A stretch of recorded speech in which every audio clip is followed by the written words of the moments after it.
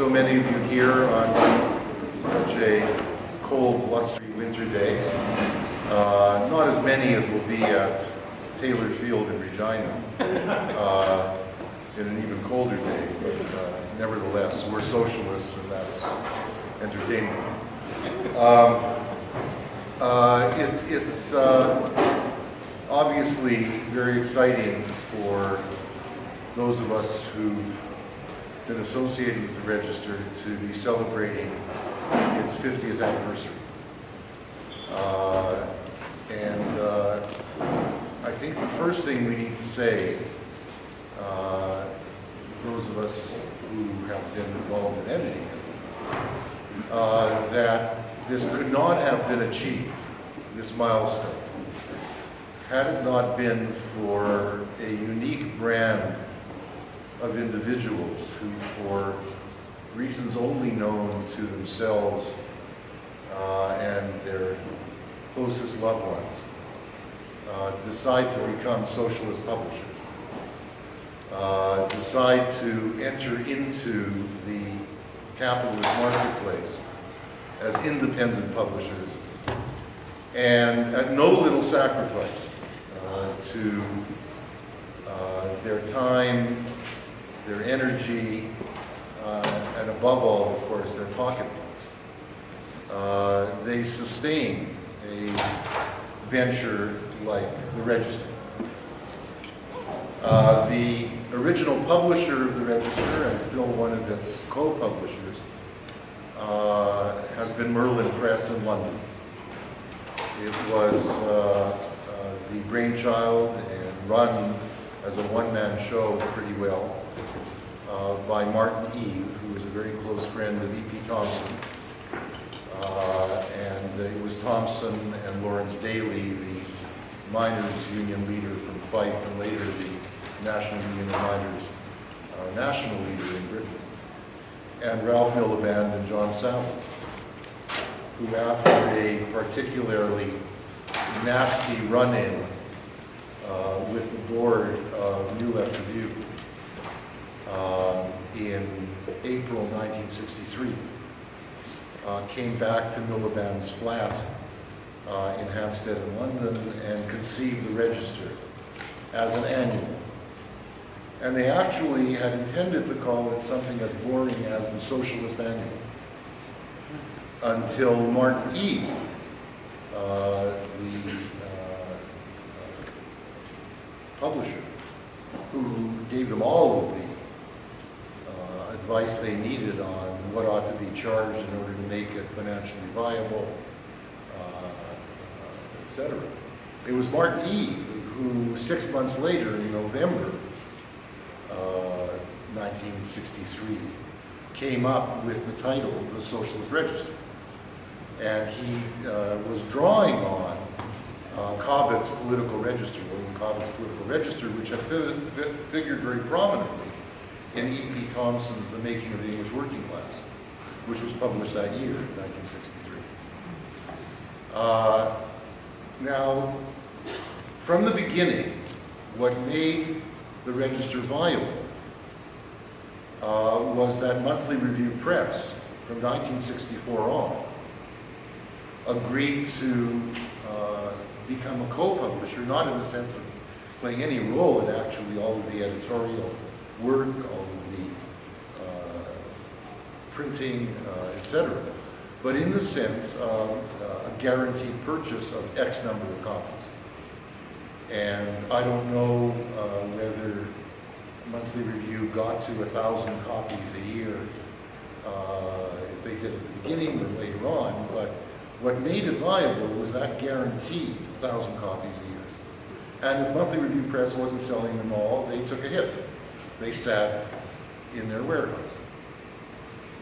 The Register in Canada had been distributed by Fernwood Books. Errol Sharp is sitting right here, the founder of Fernwood Books. But when Martin Eve died, and before he died, made an arrangement to pass over the Register, the Merlin Press, effectively, to Tony Zurbrun of the Africa Book Center. He'd been a distributor of books in Africa and about Africa before that. Zurbrugg then made a link with Fernwood Books. And Fernwood became a co-publisher on the same kind of basis that Monthly Review Press had been. And I'm proud to say, in a way, that the Register now sells more copies in Canada, and has, than in the UK, as astonishing as that seems.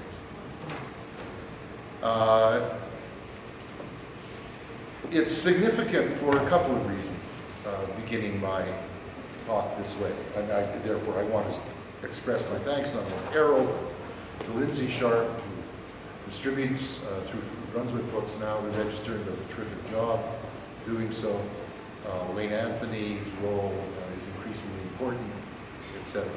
This is very, very important for making this kind of thing happen. Impossible to happen otherwise. And why this is significant?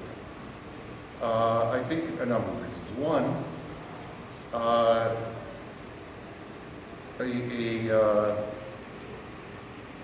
George Ross, who published often in the Register, usually on the French Communist Party, once said to me, if you want to be read in Alexandria, Egypt, publish in the Register. If you want to be read in Cambridge, Massachusetts, don't. And the Register has always had a stunning international readership. Not in the sense of the 400 copies that Fernwood has been taking or the 1,000 that Monthly Review Press has been taking. But nevertheless, it is really astonishing how many places the Register gets to. With the website that we've managed to establish with our assistant editor, Alan Zugi's great help, Frederick Peters' public relations skills, etc. Now even more get it by virtue of getting it online. But getting the Register around the world, as these publishers have, has really made it all worthwhile. And you come across someone in Turkey or from Turkey, and now they read the Register in Turkish from another independent socialist publisher. But it used to be the case that a great many people would, of course, get it and read it in English. Similarly, we have had a Greek edition, but in English. And the Greek edition didn't do so well. And that's because so many people who were reading it in Greece were still reading it by getting it from Merlin Press, rather than getting it from the Greek publisher who was producing it in English. There's a translation annually in Korean, and it's sold broadly in South Korean. There used to be a Latin American edition in Spanish. There isn't any longer. There's now a selected edition being produced in Quebec and distributed in French, and distributed in French-speaking countries. There's some other reasons why I also wanted to begin this way.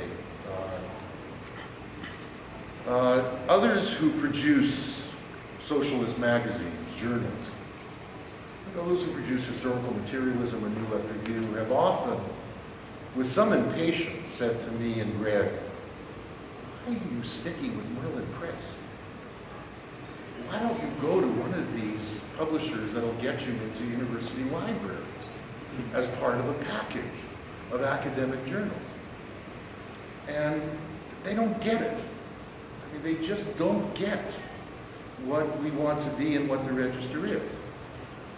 We have the kind of publishers who will comment on our choice of themes, on our choice of contributors, and on the substance of the essays. Sometimes they're a pain in the ass. Zurbrugg is a bit of an anarchist. But this really makes them part of the project. And maybe there's a final reason why this is important. The Register is one of the few places where you can publish a 15,000-word essay. That was in the original prospectus, and thought to be ludicrous at the time when they conceived it. Register is the kind of place you can publish a 4,000-word essay. And the kind of editing work that goes into keeping the Register style, despite the horror that post-structuralism and postmodernism and post-colonialism have made of the English language in scholarly journals, the Register has been committed to, strongly committed, to clarity of prose. Now, that's not to say that reading Register essays is easy. It's not.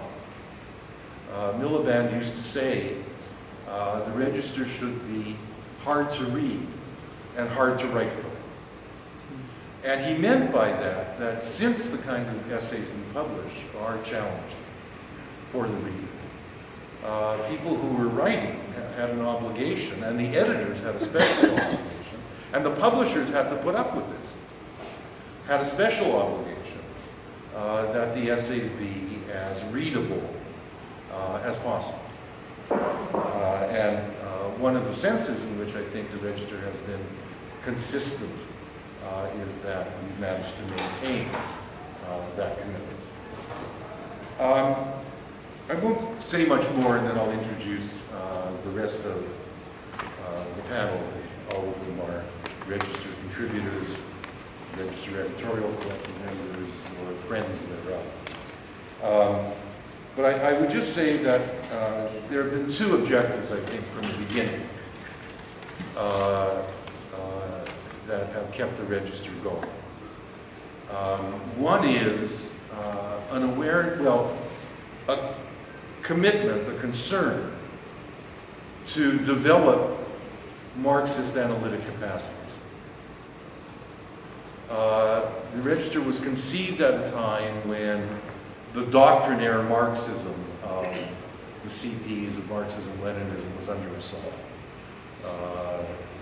Register comes out of a journal called The New Reasoner that Saville and Thompson had founded inside the Communist Party, and then be forced to leave the party for not giving up on it. That's one of its roots. So a break with that and a recognition of the need for a great deal of development of Marxist analysis. A recognition that Marxism operates in this world by no means fully formed as a mode of analysis. Worse than that, that Marxism has adopted many concepts which are not particularly useful for understanding the modern world. So that's been one thing that's kept us going. A second thing I think that's kept us going has been a high degree of sobriety about the prospects of the left. A tendency, therefore, not to get excited about every new movement, every new creation of yet another socialist party that will learn from the mistakes of the past, but don't always do so. Miliband's first essay in the Register, and I'll just end with this, was called Socialism and the Myth of the Golden Past.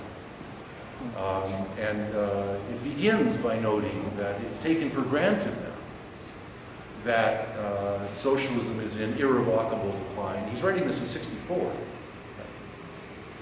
Is an irrevocable decline and a thing of the past.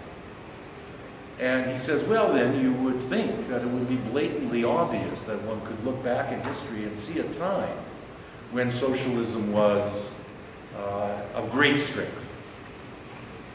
And he says, let's unravel this.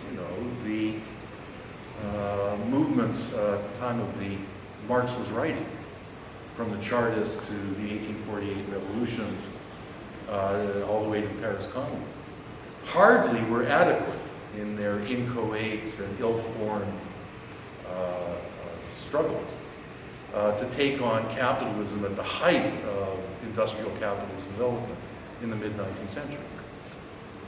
Yes, it's true that between 1880 and 1920, mass trade unions and socialist parties were formed, But they quickly showed evidence of the bureaucratism and the careerism that has characterized so much of working class organization historically.